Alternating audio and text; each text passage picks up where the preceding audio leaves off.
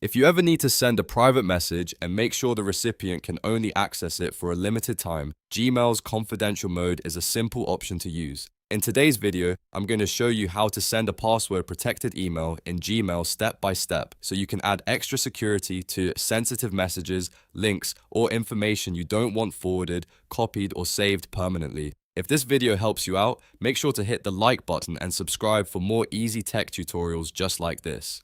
Alright, let's get straight into it. First, open your browser and go to mail.google.com. Once Gmail loads, sign into the account you want to send the email from. After you're in your inbox, look to the top left and click Compose to create a new email. A new message window will open, and now you can fill in the basics. Enter the recipient's email address in the To field, type your subject line, and then write your message in the body of the email, just like you normally would. Now here's the important part. At the bottom of the compass window, you'll see the confidential mode icon, which looks like a lock with a clock. Click that icon to turn on confidential mode for this email. When you do that, Gmail will open a settings window where you can customize the security options for your message. First, choose the expiration date.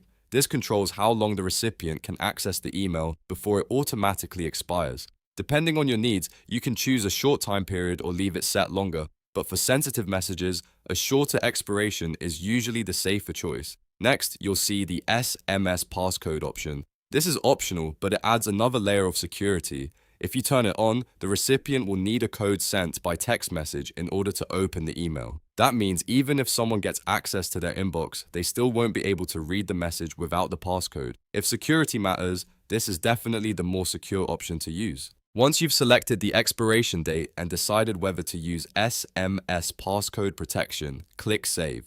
Gmail will apply those confidential mode settings to your message. After that, everything is ready to go, so simply click Send. Your email will now be delivered with the confidential mode restrictions you chose. The recipient will only be able to view it according to the rules you set, and you'll have a much safer way to send private information.